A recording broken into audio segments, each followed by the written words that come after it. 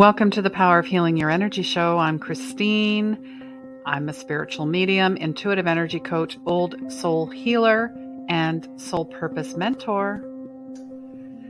This is a live show and podcast all about unconditional love, your light, your intuition, and your soul's purpose.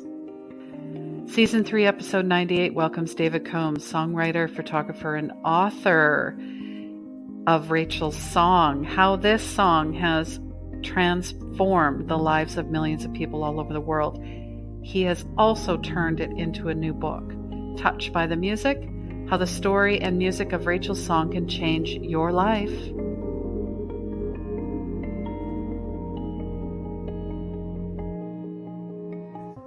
Depression and anxiety are a side effect of not living your life intuitively, not trusting your gut, the lost connections with yourself and others.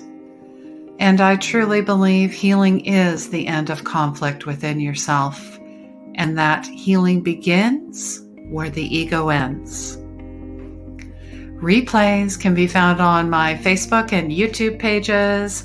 Please like, please subscribe, please share, please follow, and please rate and review wherever you listen to your favorite podcasts.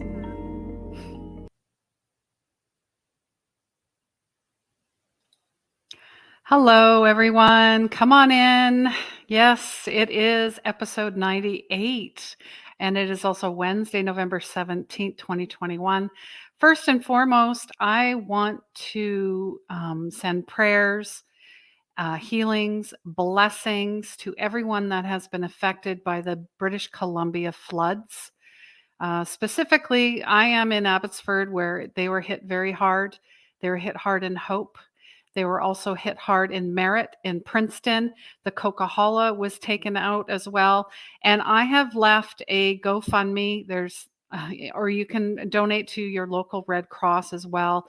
There's lots of Facebook groups out there. So if you're wondering how you can help, just go there, and really that's the best way. I'm sure you can find someone. If you can't, let me know.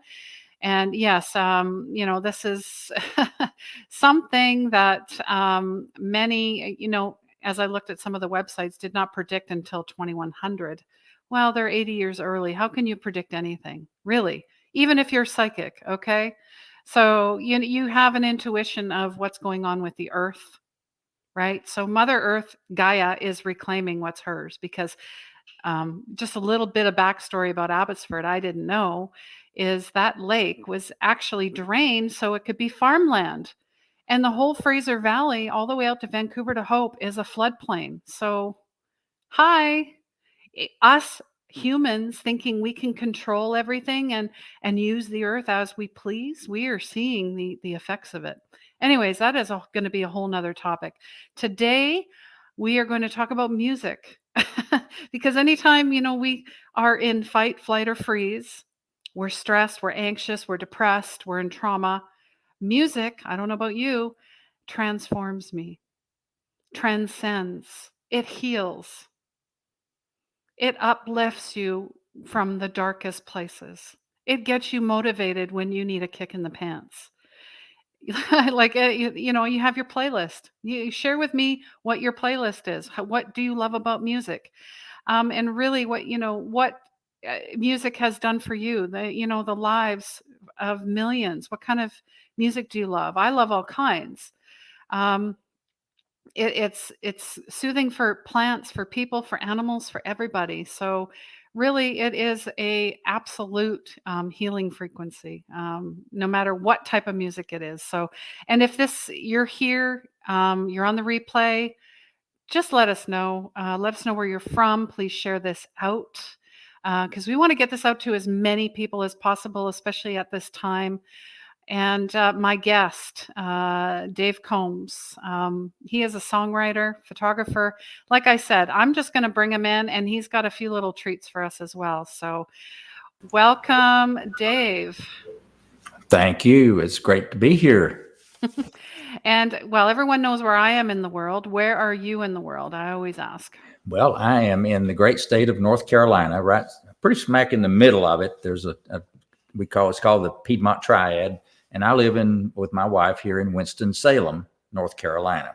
Nice. It's a beautiful part of the country. We're kind of 1 hour away from the mountains, and we're about 3 hours away from the beach, and so we can just have it all. So we love it. Absolutely. Yeah, that sounds perfect. You're right in the middle of it. I mean, who doesn't love the mountains? Who doesn't love the beach? Said nobody, really. Well, thank you so much for being here. I believe it was a 6 month process to finally get Yeah, something booked. yeah. Met you on the National Publicity Summit, I Right. That was believe. back in June. Right. June. Oh my goodness. Okay. Okay. It Yeah. seems so much. It seems so long ago. I mean, right? Well, Time seems to transcend. I think with the pandemic, time has really kind of gotten warped anyway. I mean, you look back and say, where did the last year and a half, almost 2 years go? And time has just gone like that. And next thing you Yes. know, it's a week's gone by. Where did our time go? So, That's right. And then time's an illusion and it's infinite. Really, it is. It's how you deal with your time. I believe it if you read an hour a day, that's 4% of your day. So read more. Anyways, Dawson, thank you so much for being here. He is saying that music heals. I love listening to Diana Ross. Lots of love from New York. Oh, love that. Lots of love back to you. yeah. And Diana Ross, yeah, there's a queen right there. Wesleyan, so excited to hear your beautiful songs and experiences. Pianos are one of my favorite instruments. Ooh, look at that. You got Hmm. some love there, Dave. Yeah. Great. Thank you, Wesleyan. And how long, when did you start playing piano? How did that start for you? Well, I can never remember a time when I couldn't play. Ah, Both my parents played. My grandparents played. I grew up around music, and when you're in a musical setting and a family, I guess you just kind of feel like, well, this is an extension of what I'm supposed to do, and so I really have been playing the piano since I can remember. But I've thoroughly enjoyed it, and for years and years and years, the piano was my mode of relaxing and getting rid of stress. When I would have a stressful day at work, and I had a regular job with AT&T, Western Electric, and when I would come home, my way of relaxing was to sit down at the piano and just play something and just let my mind go into the music instead of all the other things that happened during the day. yeah, I hear a lot in that letting go and meditation and really transforming your whole, mind, body, soul experience, right? Mm-hmm. That's beautiful. And where did Rachel's song come from? Well, it's a beautiful story. I actually wrote the tune 40 years ago, 1981. Believe it or not, it's been 40 years. Wow. And it was one of those times when I sat down at the piano to relax. And that tune came to me. I did not sit down to write it. And my only explanation is that I think the tune was inspired. I think God gave me that tune. And so I played it. And then I didn't really realize I had written a song. And one day my wife came home from work. She got home after I did. And so she came in the door and she says, "What's the name of this tune that I've had stuck in my head all day long? You play it on the piano all the time. And what's the name of it?" And she hummed a little bit of it. And I said, "Doesn't have a name." And she says, "What do you mean it doesn't have a name? You play it." I said, "Well, it's just something I made up." And so she got all excited and said, "Well, have you written it down or anything?" I said, "No, I got it right up here." So she said, "Well, something might happen to you and that song would be lost. So you better write it down." Well, I did. Wrote down the melody and the chords and stuck it in my piano bench. And so at least she was happy that it wouldn't get lost. And then 2 years later, Christine, some friends of ours had a baby girl. Her name was Rachel. And the parents asked me and Linda to be her godparents.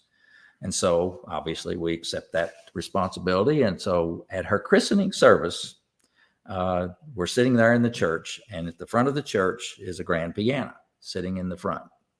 And I've been listening to the minister do all of his wonderful blessings things on the little baby girl. And when he finished, I whispered to Linda, I said, "What do you think about me playing this little song now?" And she said, Mom, I think that'd be great. So I got up and went up to the family and the minister. I said, before we leave, would it be okay if I played a song, a special song on the piano? And they said, well, sure. So everybody sat back down, and I went over to the piano and I played this song. And I think maybe now would be a good time for me to play it. What do you think? Absolutely. I'd All love to right. hear it. So this is what I played.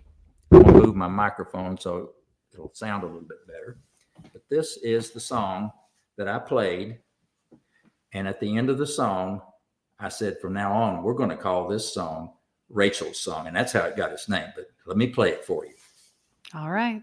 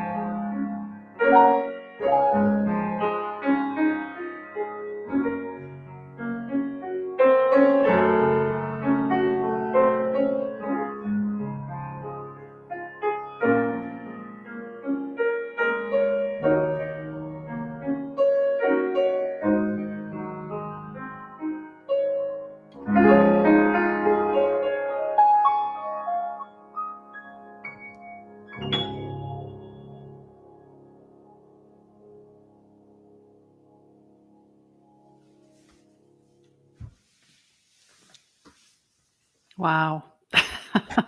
That was beautiful. I don't know about you guys, but I was in a trance. I felt like I was on a cloud. Well, it touches me every time. I can still, when I play it, I can go right back in my mind to that day and see little Rachel being held in the arms of her mother and saying, this song will be called Rachel's Song from now on. And it has, and that's been since then time, not quite 40, about 37 years. But everyone has written to me. I've had over 50,000 people write to me about that song and my music. And it's just very touching. And I mean, it talks about how it touches their soul. It reached into their psyche. It helped them heal. It got them over a rough patch. It's just the stories are just so uplifting. And in my book, I did write a book about all that. The stories kind of was the motivation to write this book. But chapter 21 of my book, I put, I don't know, maybe 50 of those stories in here. So, and I love just reading. I'll just go to chapter 21 every once in a while and just read them again because they are so inspiring. You know, well, I'm sure you've experienced when you get communication from your listeners and your viewers that say how much your program touched their life. That means something to you.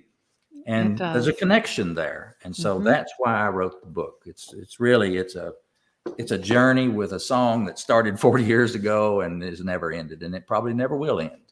No, and it never should. It's timeless. And Yeah. and like I said, music is, there's no, what's the word? There's no fad. It's not a fad. No. And you did receive it from God. It was a divine channel, which many musicians, throughout the history have received, or authors or whoever, but you led with that. That's really the part that I love is you just went with it. You didn't go, oh no, I'm just gonna. That sounds silly, and then people forget about that. So we actually obstruct our creativity when we do that. And that's why I ask people to write their dreams down too and to journal. There's a whole point to this, right? Just going to go to some of the comments. Connor, thank you, Connor. He's saying absolutely magical and heartwarming.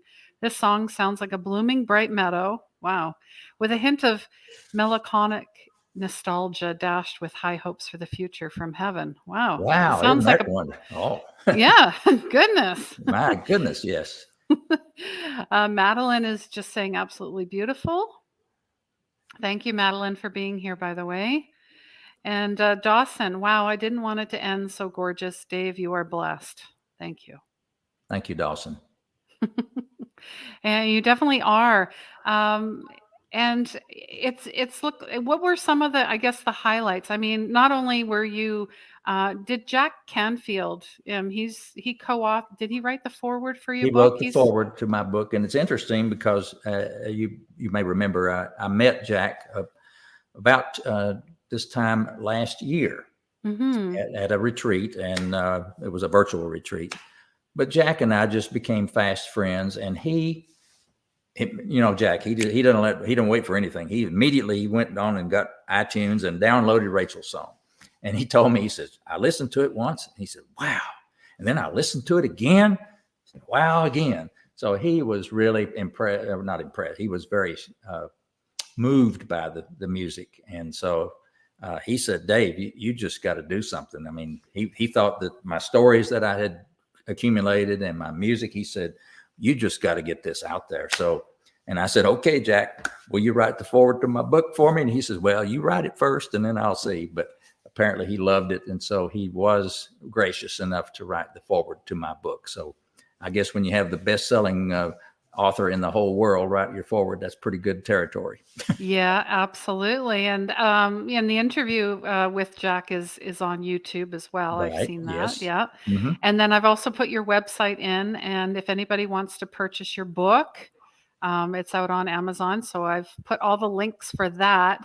As well, if anybody has any questions about music or, writing music or anything for Dave, please put it fire here. away. Fire away. You've got a captive audience here. Let's take advantage of it. Absolutely. And I guess maybe we all have a song hidden inside of us. Mm-hmm. So how do you help? I guess there's 4 easy steps that you can assist with. Let's say someone's interested in writing, but they're not sure where to start. Well, how does that work? Really, in fact, there's a chapter in my book about a friend of mine who had written a song and kept it in his head and not shared it with anybody until, unfortunately, 1 month before he passed away. Okay. But it was that process of asking him. He said, I've written this song. And I said, okay, well, hum it for me. And he did. And I said, this is a great song. So I said, he said, well, I don't know the notes. I don't know music or anything. And I said, well, I do.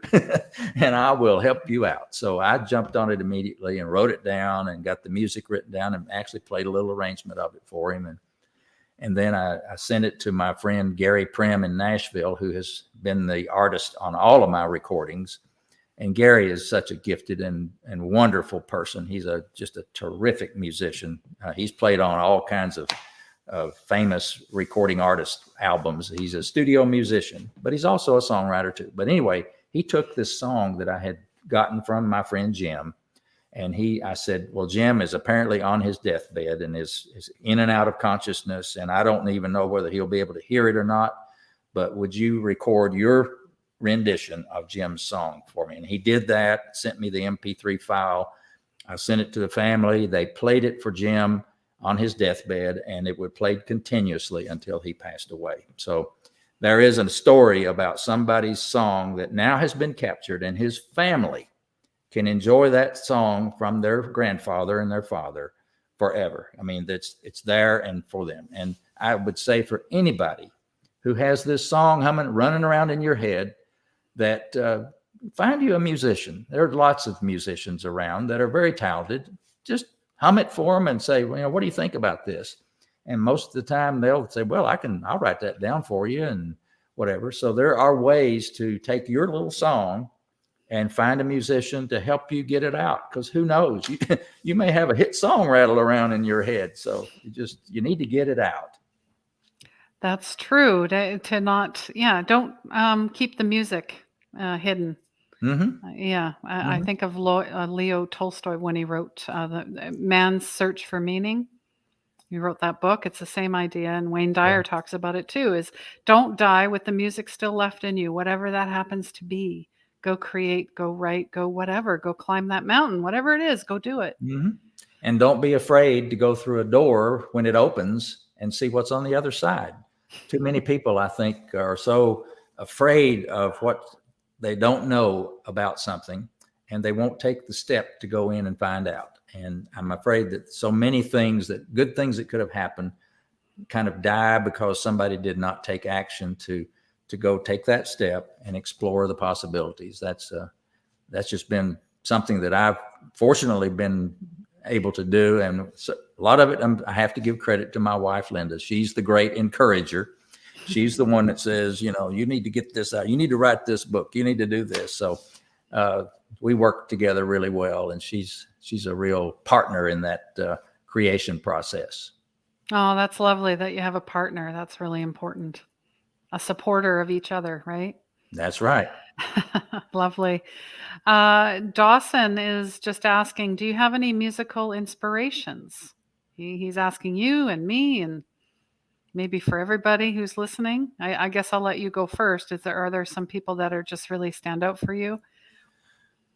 Oh, lots of them. I think back to when I was growing up, Roger Williams. You may remember the piano player, Roger Williams. Yes, yeah. It was an incredible musician, and I loved his music. My mother bought all his albums, and I loved listening to those records. And I love Henry Mancini. Those songs are just fantastic, and all those wonderful instrumental numbers, or even I like the Beatles. Hey Jude. I must have played Hey Jude on the piano. Like, remember, I graduated in college in '69. If I'm remembering right, '69 was the year that Hey Jude hit the charts. Yes. Well, all of us music folks, you go over and walking around campus singing Hey Jude. So, I just love music that has catchy tunes and a good melody and a good structure. It's just all kinds of. I love jazz. I don't play jazz very well because it's so complicated, but I sure do appreciate it and have friends who are very good at it. But so I love that. I love classical. I love all the instruments. I love a violin, a viola, the symphony. And speaking of symphony, when I first wrote Rachel's song, Christine, you'll appreciate this. One of the first people I played it for was my dear friend Peter Perret, who was the conductor of the Winston-Salem Symphony Orchestra. And we loved our local symphony, and Peter is such a wonderful music director and conductor. And so I played the recording of Rachel's song that I had the demo that I had gotten made, which, by the way, the demo that you hear on when you buy an album is my original demo recording, unchanged, never been re-recorded. But anyway, I played that recording for Peter, and he said, he was just moved almost to tears. And he said, Dave, you need to have that orchestrated for symphony. I said, really? How do I do that? I'm not a arranger for symphony.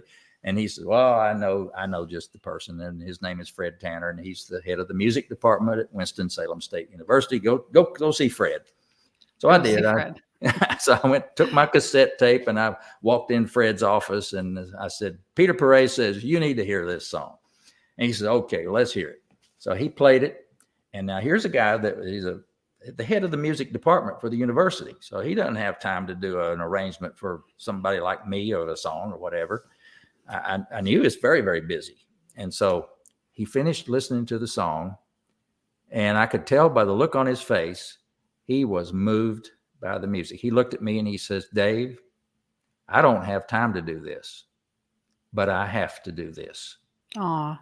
Isn't that special? Yeah, I love that. Yep. And so sure enough, he said, just give me several weeks here and I'll do it. So, about Christmas time, this was like in November, and about Christmas time, he gave me a call and said, Dave, I got your arrangement ready. Went by his office, picked it up, and here's this conductor's manuscript, the conductor's score. If you've seen it, it's got all the instruments. There's 24 instruments, I think, in this symphony, and every instrument had its line of music. So it's many pages of music by every instrument. And I said, wow, Fred, what does it sound like? And he says, I've only heard it in my head. It's never been played by a live symphony. Now, those people that have that gift of hearing music in their head and writing it down, and it's like, when I think the stories of Beethoven and these Mozart, all these people that wrote a lot of symphonies and music, they'd never heard it until it really got played, but it was playing in their head. Well, I took it to Peter, and he says, wow, this is great. He says, I tell you what, I want to play this at our Valentine's Day concert in February. I said, wow, okay. So I made copies of all the music for him so he could give it to all the musicians. And then come rehearsal night on a Saturday night, Linda and I went over to hear the rehearsal. And we're there, we walk in, and of course, Peter introduces us to a lot of the musicians, and then they play through Rachel's song. Of course, my song is, as you heard, it's a very simple melody. It's not complicated. It's not a very complicated melody. And so they played through it flawlessly the first time. And then he played one more time. And then he says, okay, tomorrow at the concert, would you like to conduct your composition? Whoa. That's a life for a musician to be able to stand up and conduct a symphony of music. It's just a dream come true. And I didn't know what to say except, of course. Yes. And so on Sunday, that afternoon at the concert, and it was a packed house, there were 900 and some people there. Come time to play my song, he introduced me. And as I walked up to the stage, he flips over the baton, handle first, and hands it to me, ready for me to conduct. And he says, the podium is yours. And so I step up on the podium and conduct Rachel's song. And I wish we had time, but I have a recording of that actual performance. And I love to play along with it because it's a symphony, and then I can play right along with the symphony. It's really special, but that's just one. We could talk about this all night. As you could tell, I've got tons of You've got lots of stories. So those stories are in my book. So that's right. That's right. Or head on over to YouTube channel as well if you want to hear they can more, do that. right? Yeah, that's absolutely. Connor is just asking what fuels your creativity in times where you feel stuck. Do you think it's crucial to be able to read sheet music? The answer to the able to read sheet music is no. Okay. I do not think that, because there are so many Nashville fabulous musicians. They don't read music.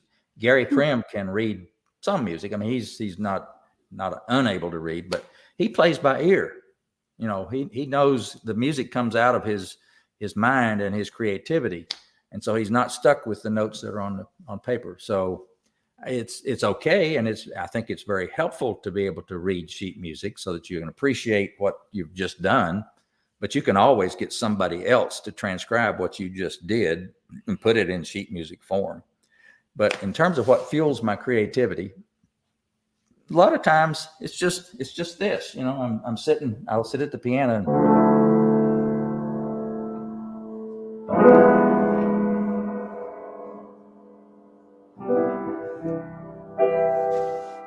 and just let the notes kind of soak in. And sometimes a melody will come, sometimes it won't. But just, I think of it as me and the piano having a conversation, if that makes sense. It does. I mean, that's, the more that you play, the more something happens or doesn't happen. Maybe it happens later, but it's all about just being in the moment. Mm-hmm. Yeah. No, that's lovely. Lovely. Yeah. Thank you for sharing all your stories. There's so many. But I think the biggest one is, you have cover art for Rachel's song, and it's Cherry Blossoms. And I love cherry blossoms. I don't know about anybody else, but I also had shared a video of cherry blossoms to my mom, and my mom had passed in April, but I shared it with her in February. They were still blooming where I lived, because where she lived, it was the dead of winter. So that, just seeing that that artwork, just touched my heart. And I know my mom's here right now. She loves music. Yeah. I love all kinds of music as well. Yeah, that's beautiful. Because Dawson was asking about musical inspirations. I'm all over the map. I love anything. I mean, I was more excited to see Tony Bennett live than my mom was. And I bought the tickets for my mom. Anyways, that's a whole nother story. Yeah. And Lionel Richie and Yes. George Michael. I'm thinking of like crooners. My mom loved Liberace, Elvis. Yes. I mean, that's that's soul. The soul music. That's really what I love. It's the tones and all of that. So I'm pretty much open to anything. Yeah, and Connor's just saying conversations with your instrument. I love that. Yeah. Yeah, why not? Yeah. But the fact that you help so many elderly and seniors residences with your music, you want to talk about that a little bit? Because Sure. I love, I love our seniors. I mean, they're the I do backbone. too. And, we all remember a year and a half ago, I guess it was around February, early March is when the things were really going south in a hurry. And I remember when our governor declared a state of emergency, and I think about the same time everybody else did. And what that resorted in was basically a lockdown of these elderly facilities, like assisted living places and nursing homes. They basically said, visitors, no more visitors. The staff has got to be, sequestered and all this you got to stay in your room. You can't go out to the dining room. You can't go to activities or anything. You're basically locked in your room. Well, my mother came to Winston-Salem to live in an assisted living facility in 2014. And she lived for 2.5 years, about 5 miles from where we live here. And I would go see her every day at her assisted living facility. She was in great mental health, but it was her physical abilities that were not doing so well. So I would go out every day and visit with my mom. And all of her, quote, neighbors in the assisted living eventually knew about my music. And so they would invite me to come out, and they had a wonderful piano in there that I could sit down and play, and they loved to hear me play music. And so I knew how much my music helped them to get their minds off of everything else, and it was a soothing effect on them. And it just broke my heart when I learned on these news stories about families where the husband no longer could go see his wife, or the children could no longer go see their parents. And we have personal stories of people that it was so tragic that they didn't get to see their spouse for 6 months in person. They could only see them through a window. And so that broke my heart. And so I said, I've got to do something, if I can, to help relieve some of this stress. And so I knew that my music would do that. And I'm a photographer too. I love to take pictures. And when I worked in Washington, D.C., I must have taken a million pictures of those cherry blossoms around the Jefferson Memorial, at the Jefferson Memorial. So anyway, I just said, well, I'm going to match my photography and my music, and I'm going to create some YouTube videos, and we'll just call it music videos of my music and photography. And so I said, well, they're going to need some that are only one song long so that they can play one and then do something else. But there was another category that I thought, these staff people at nursing homes and assisted, they don't have time to go mess with a player and say, all right, rewind and play, and go play it again.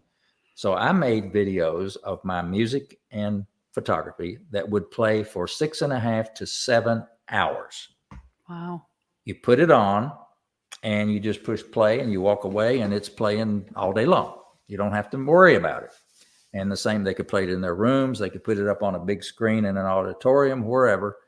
And so I personally called 240 nursing homes and assisted living facilities in North Carolina just to test out my idea.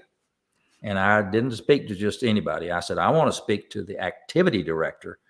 And those are the people that are charged with keeping people engaged with entertainment or whatever. In fact, when I would call them, they'd get on the phone. I'd say, are you the person in charge of keeping everybody happy? And they would chuckle and they say, yeah, that's me. So anyway, and to the person, they all appreciated me sending them the YouTube links to that music. And I said, well, North Carolina's got, I don't know, 600 or so facilities in North Carolina, and I can't call all of them. And then there's 44,000 across the whole United States. I can't call all of them. I don't have enough time. So I got the idea that, well, maybe somebody does have these people on a mailing list or some kind. And sure enough, there's a nursing home association in every state, assisted living association in every state, and there's even a national. So I started calling, and it turns out there's 66 of those associations. And I did call all 66 of them and said, here's what I'm doing. Would you publicize the links to my music that I'm wanting to get out to these fine people? And almost all of them said, sure, we'd be happy to do that. So I was able to get my music out to those people that could use it across the entire United States. And I was so happy that was able to be happen. Wow. I love that. And thank you for doing that, because they the most vulnerable, and the most isolated. And what a gift. And Thank I you so heard much. I got some wonderful feedback from those as well, of how much they really deeply appreciated it. That was special. Yes, it is. I mean, music for them, even, animals, anything that can lift their spirits really transforms their energy physically, mentally, emotionally, all of it. So Yeah. thank you so much for doing that. Gosh. I always have two questions to wrap up the show that I ask each guest, and I don't give them to you beforehand, so surprise. Here we Okay, go. I'm ready. How can we as a collective energy, all of us, help make your dreams come true?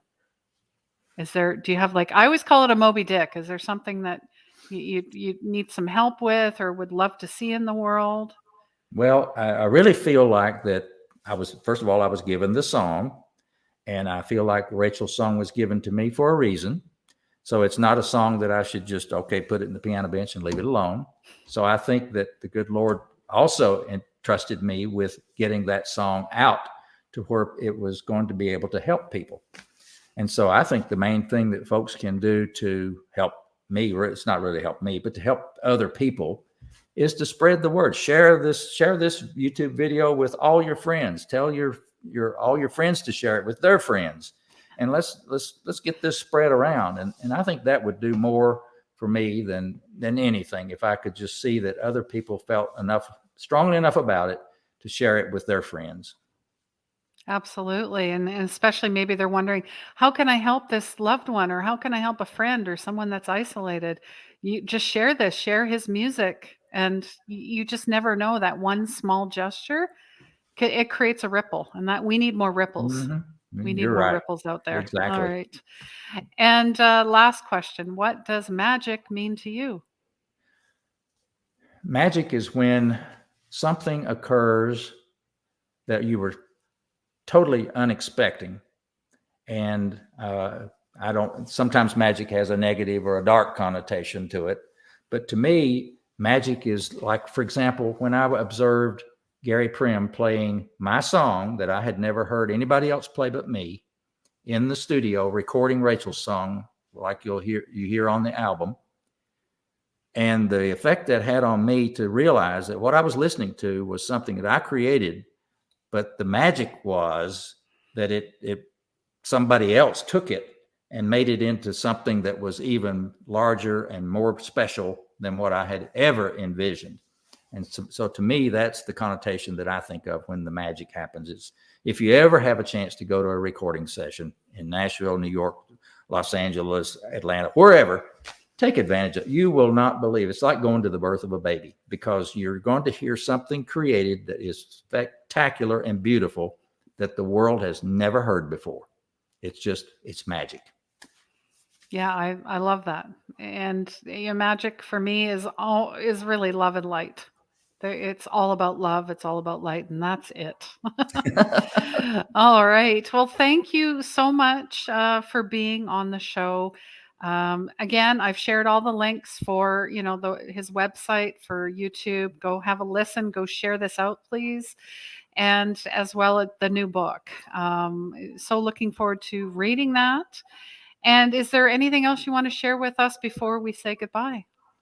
Well, I just want to tell folks that when they do go look for the book, it's available as a paperback, as a Kindle. And if you want to hear me in my Southern accent, East Tennessee accent, read for 8 hours, you can get an audible audio book. I spent a lot of time reading it, so you can get it in all three of those forms. Oh, that's amazing. And we love your accent. Well, thank you. It's adorable. Well, I love you. You folks from Canada are just wonderful too. Some of my dearest friends here, and we didn't have time to tell the story, but my dear partner in music here in Winston-Salem is from Canada. Oh, well, there you go. From Toronto. So they're Toronto, wonderful, okay. wonderful people. Yes. Absolutely. And Madeline is just saying thank you for your inspiration. Thank you, Madeline. Yes.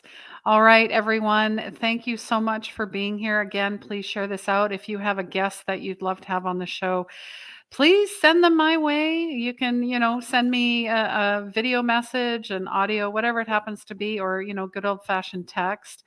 And I just wanted to share the universal message for today. I come across this. The universe is saying to you right now, remove your fears and doubts and move forward in faith, knowing the only limits are those you set upon yourself. So really love yourself and allow your intuition to lead you to where you are meant to go, not where you think you're supposed to go, or if certain circumstances happen, or this, and we're all controlling. No. Let it go, release, and just say, I'm welcoming in whatever is available to me in this now moment. And I also want to just, I've got a few housekeeping as well. If you're looking for a safe space, Unleash Your Soul's Purpose, it's completely free. It's on Zoom. If you need the link for that, it's Wednesdays at 7 p.m. Pacific, Saturdays 10 a.m. Pacific, and it's a great space to share and connect and get to know other people. That we're all on this purpose in our soul's journey together. As well, my November energy update is still up and running. And if you're wondering if you'd like to work with me or maybe have a reading or healing, we've got mentorship going on one-on-one or in a group, and also some mediumship training, Reiki training and healing, and soul purpose readings. And I'm going to promote my book, because I never do. Intuition Saved My Life is out as well on Amazon through Kindle and paperback. And I got to get on the audio train as well and get that done, because if Dave's done it, I absolutely have to do it. No excuses. All right. And thank you so much, Dave, for being here, sharing your music and your love of music and your beautiful soul. We appreciate you. Well, thank you, Christine. It has really been a pleasure to finally get on the program with you. I've thoroughly enjoyed this. Maybe we can do it again some other time, play some more music. Oh, absolutely. I'd love to. I'd love to. Thank you so much. And hey, guys, please remember, healing begins where the ego ends. Take care.